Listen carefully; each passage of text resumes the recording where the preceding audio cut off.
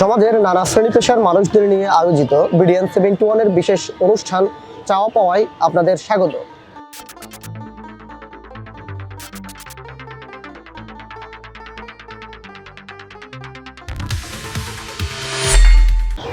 এই অনুষ্ঠানে আমরা অতিথিকে 8টি প্রশ্ন করে থাকি, তাই আমাদের অনুষ্ঠানের ব্যাপ্তিও 8 মিনিট, যার মাধ্যমে আমরা জানতে পারি ওই ব্যক্তির সফলতা, ব্যর্থতা, স্বপ্ন এবং বাস্তবতা।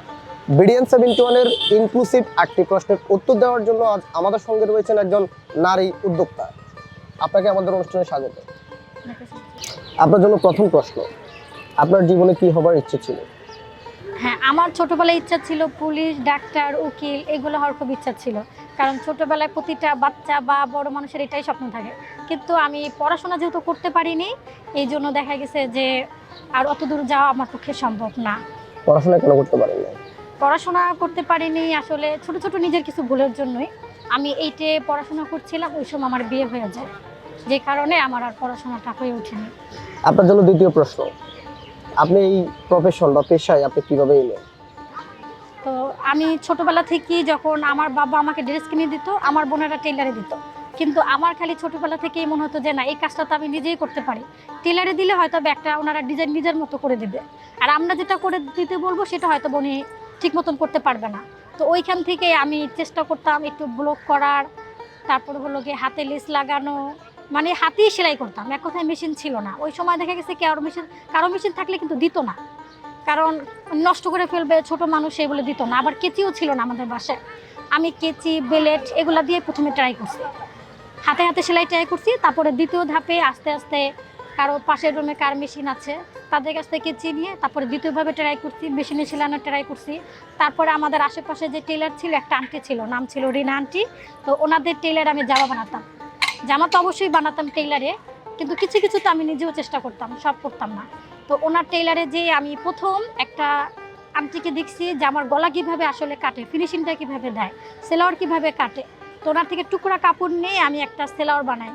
তখন আর কি 6 সেট সেলাওয়ারগুলো চলতো। তো ওই আন্টির মেশিন দিয়ে আমি ছোট্ট একটা সেলাওয়ার বানাই, তখন আমি সেলাওয়ার কাটিংটা শিখে গেলাম।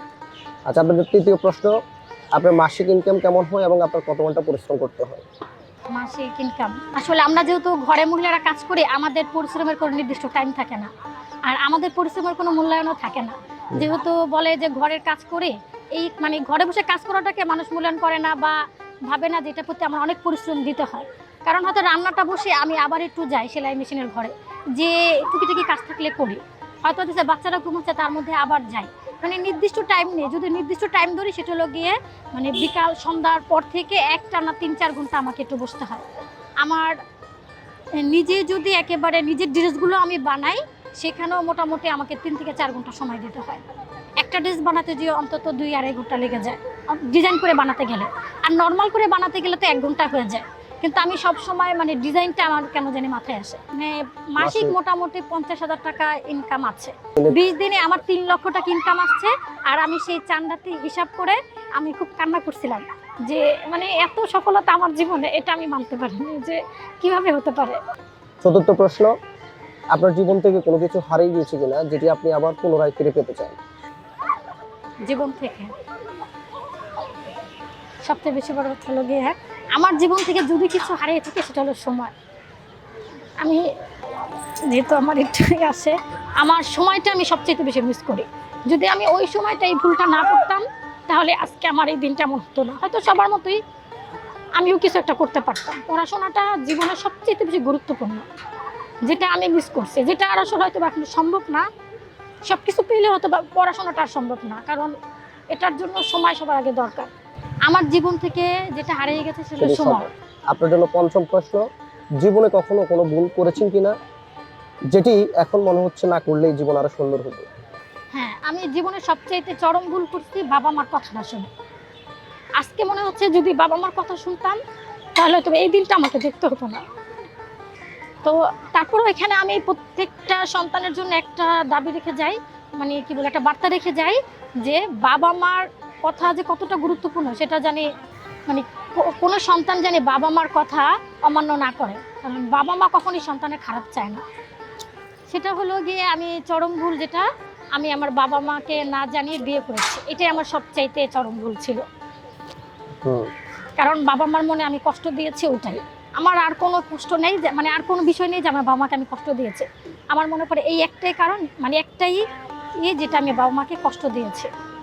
আপনাদের ষষ্ঠ প্রশ্ন, যে এখন যারা নারী উদ্যোক্তা হতে চায় তাদের উদ্দেশ্যে আপনার কি কি বার্তা থাকবে?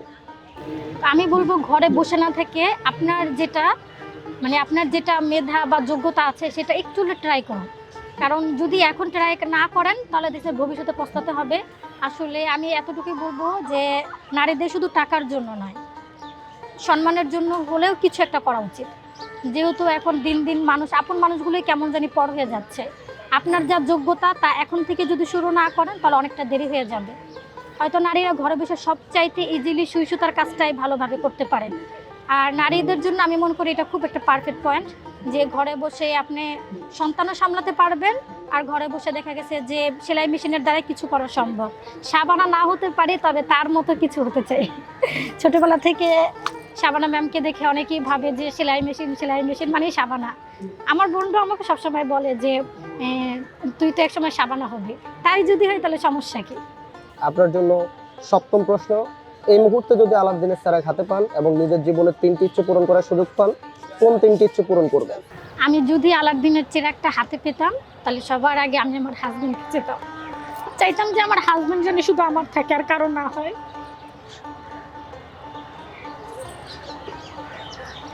তারপরে চাইতাম আমার সন্তান যেন মানুষের মতো মানুষ হয়। তারপরে আমার জীবনের শেষ চেষ্টা থাকতো যে না, যদি বাকিটুক সম্ভব হয় নিজের ব্যবসাটাকে আগিয়ে নিয়ে যাব, এতটুকুই। সেটা খুব নম্র ভদ্রভাবে নিজের চরিত্র এমনকি সম্মানটুকু ঠিক রেখে একটা ছোটখাটো ব্যবসা, এতটুকুই আমার চাওয়া। আসলে একটা নারী হিসেবে চাওয়াই থাকে তার হাজবেন্ড। আমার আসলে বিয়ের পরে আমি কখনোই কারোর দিকে তাকাইনি ওইভাবে। আমি ভাবছি আমার স্বামী, আমার সন্তান, এটাই আমার জীবন। আসলে জীবনটা এমন একটা পর্যায়ে চলে গেছে যে চাইলে অনেক কিছু সম্ভব না, সব কিছু পরিবর্তন করা যায়, কিন্তু কারো মন মানসিকতার হয়তো বা পরিবর্তন করা যায় না। এটা যার যার ব্যক্তিগত বিষয়। আপনার জন্য অষ্টম এবং সর্বশেষ প্রশ্ন, এখন আপনার ভবিষ্যৎ পরিকল্পনা কি? আমার ভবিষ্যৎ পরিকল্পনা হলো আমি একটা নারী উদ্যোক্তা হতে চাই, কমপ্লিটলি দেশের জন্য কিছু করতে চাই। আর আমার মতো যারা আছে উদ্যোক্তা হতে চাই, সবাইকে নিয়ে আমি কাজ করতে চাই। কাজী নজরুল ইসলাম বলেছিলেন, বিশ্বের যাহা কিছু সৃষ্টি চিরকল্যাণকর তার অর্ধেক বানিয়েছে নারী আর অর্ধেক নয়। বেগম রোকেয়া সাখাওয়াত নারী এবং পুরুষকে তুলনা করেছেন একটি গাড়ির দুটি চাকা হিসেবে, অর্থাৎ একে অপরের পরিপূরক। আজকে যিনি বিডিএন 71-এর ইনক্লুসিভ 8টি প্রশ্নের উত্তর দিলেন, তিনি আসলে বেগম রোকেয়া এবং কাজী নজরুল ইসলামের লেখার সেই পংক্তিগুলোর একটি প্রতিচ্ছবি। দর্শকবৃন্দ, আপনারা শুনলেন নারী উদ্যোক্তার জীবনের 8টি চাওয়া পাওয়ার গল্প। আর এরই সাথে আমরা শেষ করছি আমাদের আজকের পর্বটি। পরবর্তী পর্বটি দেখার আমন্ত্রণ জানিয়ে বিদায় নিচ্ছি এখনই। সবাই ভালো থাকবেন, সুস্থ থাকবেন, সবাইকে ধন্যবাদ।